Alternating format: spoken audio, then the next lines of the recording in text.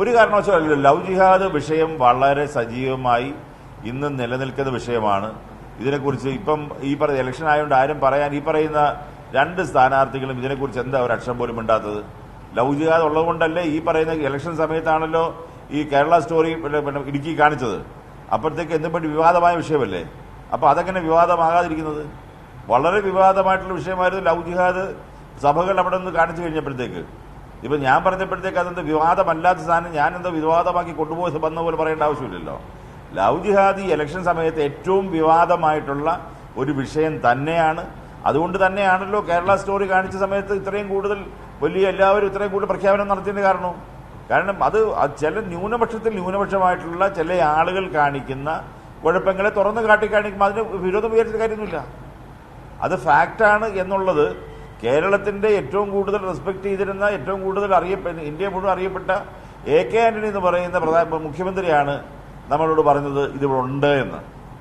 അതുകൂടാതെ പോലീസ് ഡിപ്പാർട്ട്മെന്റിൽ ഏറ്റവും നല്ല സ്ഥാനങ്ങളിൽ ഇരിക്കുകയും കേരളത്തിൽ തന്നെ ഏറ്റവും പേരുകെട്ട പോലീസ് ഓഫീസർമാരാണ് ലവ് ജിഹാദ് ഉണ്ട് എന്ന് പറഞ്ഞത്. ഇപ്പൊ ഇരിക്കുന്ന ഗവൺമെന്റിൽ ഇരിക്കുന്ന ആളുകളെ സംബന്ധിച്ചോളം അവർ ജോലിയിൽ ഇരിക്കുന്നതുകൊണ്ട് അവർക്ക് തുറന്നു പറയാൻ പറ്റുന്നില്ല എന്ന് മാത്രം.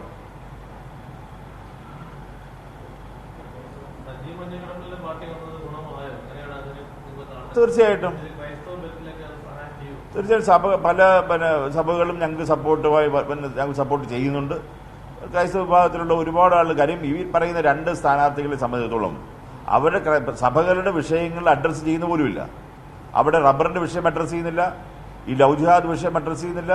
ഇതിനെക്കുറിച്ച് ഒരു അക്ഷരം പോലും അവർ പറയാൻ തയ്യാറാകാത്ത ആളുകളെ എന്തിന് ക്രിസ്ത്യൻ സഭകൾ സപ്പോർട്ട് ചെയ്യണം? ആ സഭകൾ ഇന്ന് പലരും ഓപ്പണായിട്ട് വന്ന് സപ്പോർട്ട് ചെയ്യാൻ ഞങ്ങൾ സപ്പോർട്ട് ചെയ്യുന്നുണ്ട്. അതിനോടൊപ്പം തന്നെയാണ് മഞ്ഞക്കടമ്പിനും വന്ന് ഞങ്ങൾ സപ്പോർട്ട് ചെയ്യുണ്ടായത്.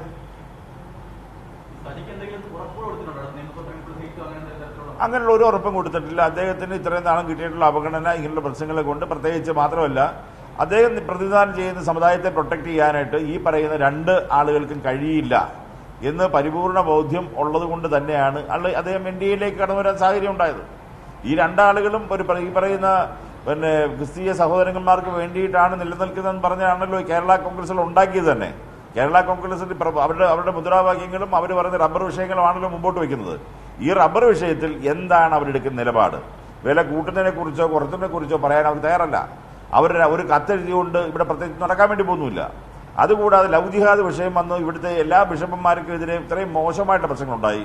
അതുകൂടാതെ പള്ളിയിൽ കയറി അവിടെ അറ്റാക്ക് നടന്നിട്ട് പോലും അതിനെതിരെ പ്രതികരിക്കാത്ത ആളുകളുടെ കൂടെ എന്തിനാണ് അങ്ങനെ സഭ നിൽക്കേണ്ട ആവശ്യം?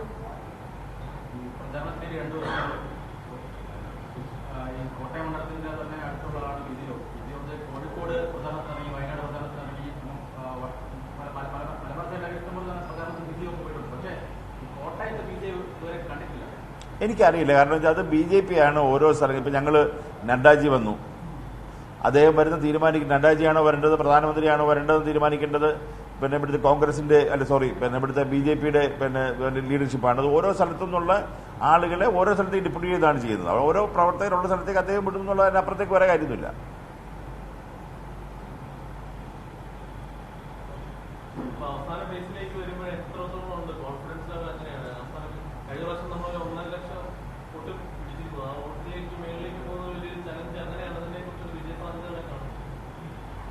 ഇന്ത്യ ടുഡേയുടെ TV നിങ്ങളെടുത്ത് കാര്യം കേരളത്തിലെ TVക്കാരെന്നും വളച്ചൊടിച്ചാണല്ലോ വയ്ക്കാറുള്ളത്.